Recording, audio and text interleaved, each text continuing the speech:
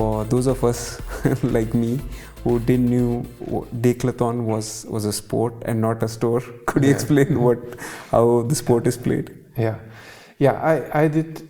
You mentioned it, professional Decathlon, which is a combined event in track and fields. Okay. So it's basically 10 disciplines going through 2 days.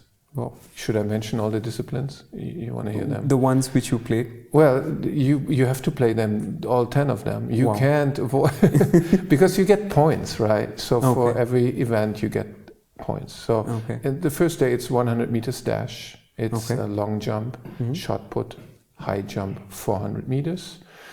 And then you have a night rest and you do 110 meter hurdles, discus, pole vaulting.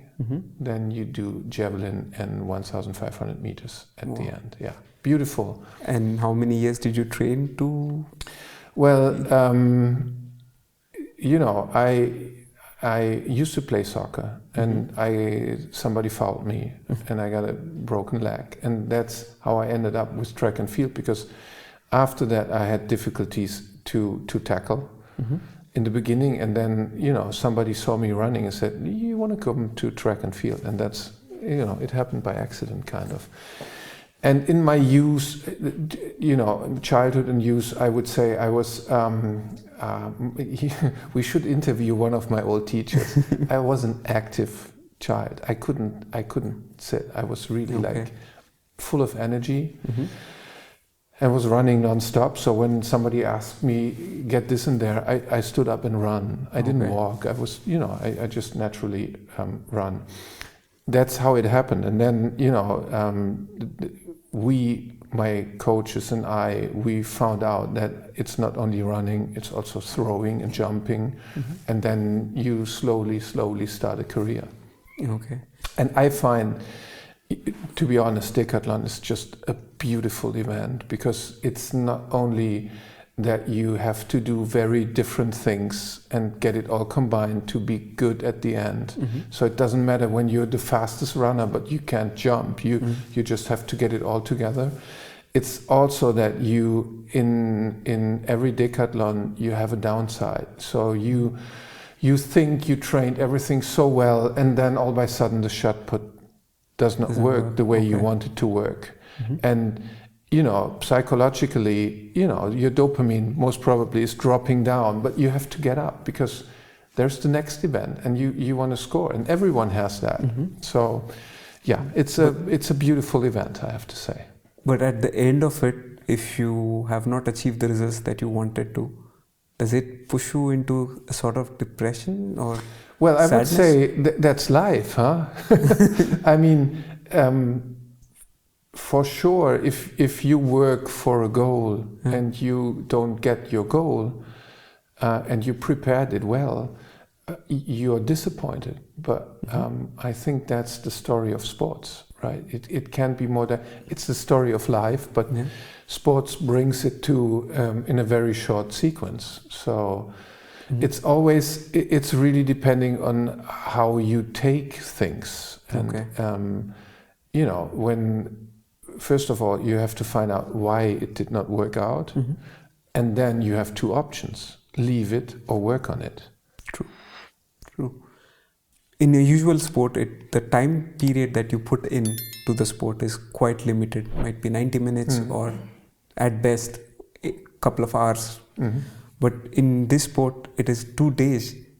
So how do you keep on, like if you missed one thing in between, one sport has not gone according to your wishes, how do you keep up in the next one? Because that needs complete mind tricks to tell yourself you have to keep on going, even though when you know already that you have not won. So, well, first of all, you always need a team around you.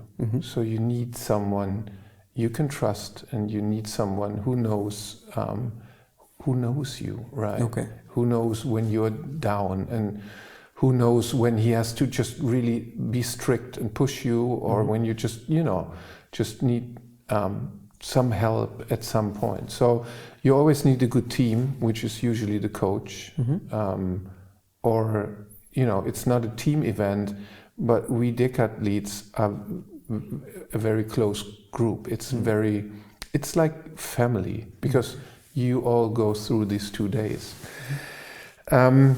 You train a lot. If you do these kind of sports, you really have to train a lot if you want to get to a good level, which means in the top times of my career, usually the sessions were in the morning and in the evening.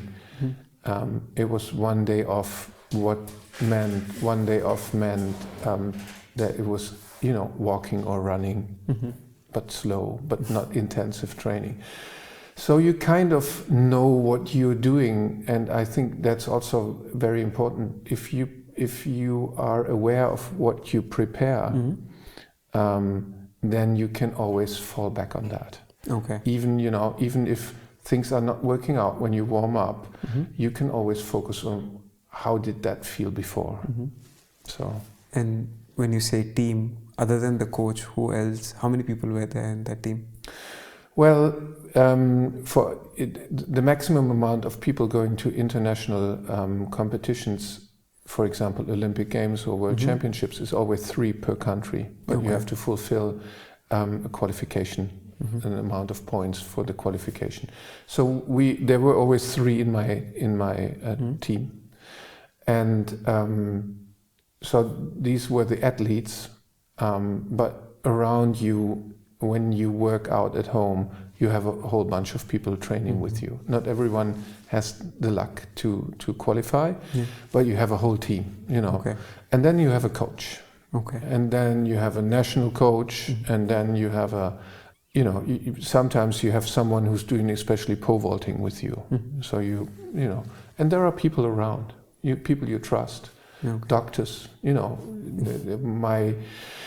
My biggest inspiration to get orthopedic surgeon was a doctor who helped me in my career. So, yeah, you have a lot of good people around there.